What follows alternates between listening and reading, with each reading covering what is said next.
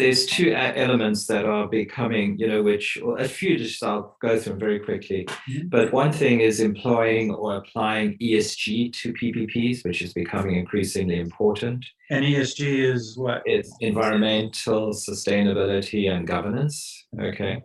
The other element there is the whole idea that we need to be doing people first type PPPs. So we're not just doing PPPs because we can, but we need to do PPPs that are sensitive to people's needs and where they can be used as a mechanism to help countries achieve their sustainable development goals. And then I think the biggest statement that came out of the conference, and it was kind of a revelation for me, but it made sense, was that PPPs generally in the past have been considered as procurement tools, but now we need to start considering them as development tools or mechanisms to improve development, and it absolutely makes sense. And so, this will require governments to update their policies, improve their governance.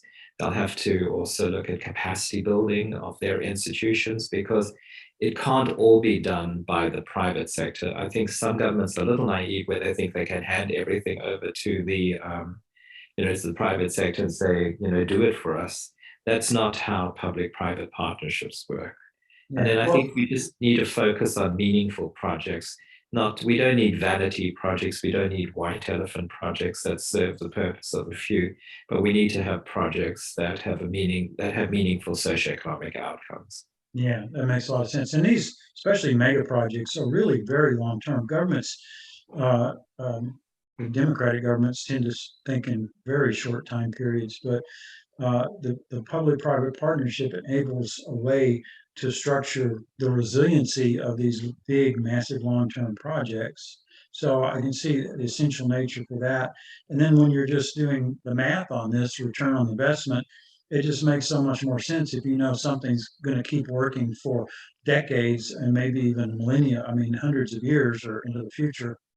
At the end of the day, when you're trying to fund these things and do the risk analysis, it all makes a lot of sense Yeah. to think.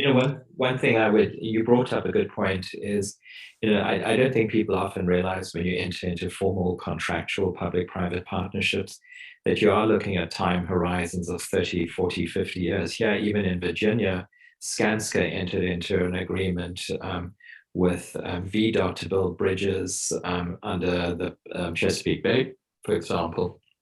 And those PPPs were 99 years in duration. I don't know about you, but I have barely any confidence that I can predict what it's going to be like in 10 years or 20 years' time. Mm. And, here, I mean, even maybe 2 years' time, because 2 years ago, who would have thought that the pandemic was coming along? So some of the elements that have to be considered, apart from sustainability, resilience, and adaptation, for example, and maybe it leads towards adaptation, is the sense that projects are going to have to be future-proofed because we are having such long horizons ahead of us.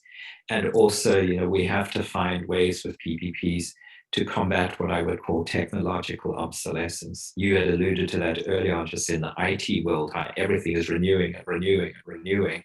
Mhm. And this is the case with public-private partnerships, especially if we start looking at digital infrastructure. That's going to be a whole new ball game because we are going to have to find ways to adapt, adopt, live up to future-proof against technological obsolescence. Yeah, that's going to be quite a challenge. But also, it's fascinating when you think about how that actually trying to navigate through a contract into an unknown future. But if you can future-proof the contracts, then you've got something. Yeah.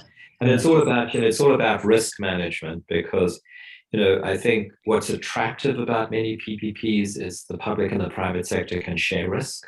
And what's also important is that risk is allocated to the party that can best manage it. So, PPPs, when it comes to foreign exchange risk, political risk, that's obviously the government side. But when it comes to construction risk or operation and maintenance risk, that's the private sector. And I don't think either party should be trying to do the other. They should be supporting one another and managing the risk as it's best and most appropriate. Yeah, that's very interesting. Great point.